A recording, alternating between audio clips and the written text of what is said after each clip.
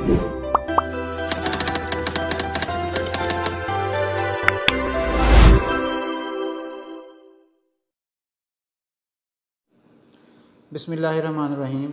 अस्सलाम वालेकुम।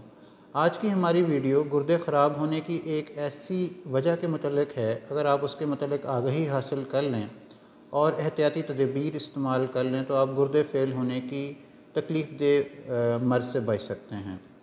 ये वीडियो बनाने का ख़्याल मुझे इसलिए आया कि पिछले कुछ अरसे में मेरे पास गुर्दे फ़ेल होने वाले कुछ ऐसे मरीज़ आए जिनके अंदर एक कदर मुश्तरक थी। इन मरीज़ों ने पुलिस या रेस्क्यू के फ़िज़िकल टेस्ट में दौड़ लगाई और उसके बाद इनकी तबीयत अचानक ख़राब होना शुरू हो गई, और जब उनके टेस्ट कराए गए तो पता लगा कि उनको किडनी फेलियर या एक्यूट रीनल फेलियर का मर्ज़ लाहक हो चुका है।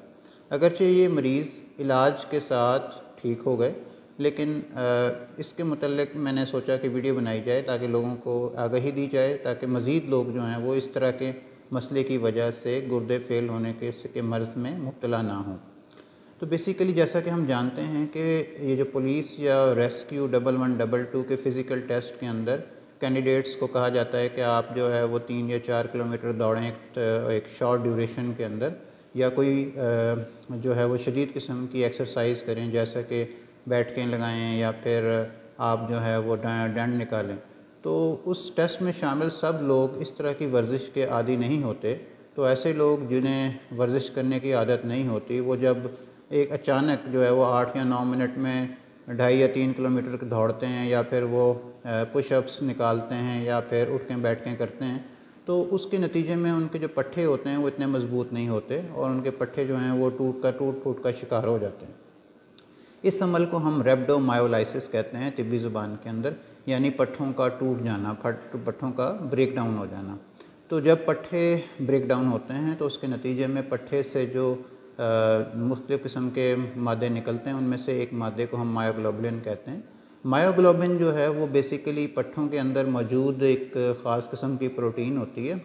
वो प्रोटीन जो है वो जब पट्ठों से निकलती है तो वो खून में जाती है, और उसके बाद उस जो मायोग्लोबिन है वो पेशाब के रास्ते गुर्दे से निकलती है। लेकिन जब उसका लोड यानी वो काफ़ी ज़्यादा मिकदार में गुर्दे में जाती है तो गुर्दा उसको क्लियर नहीं कर पाता। उसके नतीजे में ये जो मायोग्लोबिन है ये जाके गुर्दे की नालियों के अंदर बैठ जाती है, और ये जो है वो गुर्दे के नालियों को नुकसान पहुंचाती है, उनको डैमेज करती है। इसके नतीजे में जो गुर्दे की नालियाँ होती हैं उसमें तोड़ फोड़ होती है, उनमें डैमेज होता है। इस मर्ज़ को हम कहते हैं एक्यूट ट्यूबुलर नेक्रोसिस। तो ये जब गुर्दे की नालियाँ डैमेज होती हैं उसकी वजह से हमारा जो गुर्दा है वो वक्ती तौर पे काम करना छोड़ जाता है, और इसको हम कहते हैं एक्यूट किडनी फेलियर या एक्यूट रीनल फेलियर। तो पट्ठों की तोड़ फोड़ के नतीजे में जो मायोग्लोबुलिन थी उसने जाके किडनीज़ की ट्यूब्यूल को डैमेज कर दिया, उनकी नालियों को डैमेज कर दिया। उसके वजह से मरीज़ को रीनल किडनी फेलियर यानी रीनल फेलियर का मर्ज़ लाहक हो गया। इस किडनी फेलियर को रिकवर करने के लिए, मुकम्मल तौर पे ठीक होने के लिए 3 से 6 हफ़्ते का वक़्त लग सकता है। जब किसी मरीज़ को रेब्डोमायोलाइसिस की वजह से एक्यूट ट्यूबुलर नेक्रोसिस या रीनल फेलियर या गुर्दे फेल होने का मसला होता है तो उसमें मरीज़ को जो अलामात आती हैं उसमें पेशाब मरीज़ को डार्क कलर या रेड कलर या ब्राउन कलर का पेशाब आता है। उसके अलावा मरीज़ के पेशाब की मिक़दार कम हो जाती है या बिल्कुल बंद हो जाती है, और उसके अलावा मरीज़ को हर तरह की जो है वो गुर्दे फेल होने वाली तमाम अलामात आ सकती हैं, जैसे मरीज़ को उल्टियाँ आना, भूख ना लगना, जिस्म पर सोज हो जाना, सांस ख़राब होना, या मरीज़ को गनूदगी में भी जा सकता है। इसकी जो डायग्नोसिस के लिए एक तो मरीज़ की हिस्ट्री ली जाती है कि उसने अचानक कोई ऐसी वर्जिश की जिसकी पहले उसे आदत नहीं थी, और उसके बाद फिर मरीज़ की जो है वो बाद में उसकी जो हिस्ट्री जिसमें हमें बताया यूरिन की अलामात और बाकी के रीनल किडनी फेलियर की अलामात शामिल हैं। तो इसमें जब हम टेस्ट करते हैं तो हमें खून के अंदर और पेशाब के अंदर मायोग्लोबुलिन्स मिलती हैं। इसके अलावा जब हम पेशेंट के खून के टेस्ट करते हैं तो उसमें मसल की तोड़ फोड़ के सारे टेस्ट मिलते हैं, जैसा कि क्रेटिनिन काइनेज एक लेवल है, मसल की तोड़ फोड़ की वजह से आता है, एक एंजाइम है। इसी तरह मरीज़ के खून के अंदर जो है वो LDH का टेस्ट है, वो बढ़ा हुआ होता है। इसके अलावा एक टेस्ट है जिसे एल्डोलेस कहते हैं, ये भी पट्ठों की तोड़ फोड़ की वजह से ये भी खून में इसका लेवल बढ़ा हुआ होता है। ان انزائمز کے علاوہ اور مایوگلوبلن کے علاوہ پھر یوریا اور کریٹنن کا ٹیسٹ، یہ گندے مادے جو کہ جسم میں کڈنی فیلئر کی وجہ سے اکٹھے ہوتے ہیں، ان کا لیول بڑھ جاتا ہے، پوٹیشیم کا لیول بڑھ جاتا ہے اور فاسفیٹ کا لیول بڑھ جاتا ہے۔ تو اس کے ریبڈومائلسس کے علاج میں ہم مریض کے اندر باڈی کے اندر فلوئڈز کے لیول کو مینٹین کرتے ہیں۔ اگر مریض کے جسم کے اندر فلوئڈز کی کمی ہے تو اس کو ہم آئی وی فلوئڈز دیتے ہیں، اگر جسم میں زیادتی ہے تو اس کو پیشاب آور دوائیاں یا ڈائیوریٹکس دیتے ہیں۔ پوٹیشیم کا لیول چونکہ ان پیشنٹس میں پٹھے ٹوٹتے ہیں وہ بہت زیادہ بڑھ جاتا ہے، جو کہ مریض کے دل کی دھڑکن کو خراب کر سکتا ہے اور اس کی وجہ سے مریض کی جو ہے وہ دل کی دھڑکن بند بھی ہو سکتی ہے، تو اس کی ٹریٹمنٹ کی جاتی ہے۔ پوٹیشیم کے لیول کو دوائیاں دے کے کنٹرول کیا جاتا ہے۔ اسی طرح مریض کے جسم میں فاسفیٹ کا لیول اور بڑھ جاتا ہے، کیلشیم کا لیول کم ہو جاتا ہے، اس کو ایڈجسٹ کیا جاتا ہے۔ مریض کے خون کے اندر جو تیزابیت ڈیولپ ہو جاتی ہے اس کو ٹھیک کیا جاتا ہے، اس کو بائی کاربونیٹ دیا جاتا ہے آئی وی انجیکشنز کی شکل میں یا گولیوں کی شکل میں۔ اور اگر مریض کے جسم میں گندے مادوں کا لیول بہت بڑھ جائے جس سے مریض کی طبیعت خراب ہو جائے تو مریض کو ڈائلسس کی ضرورت بھی پڑ سکتی ہے۔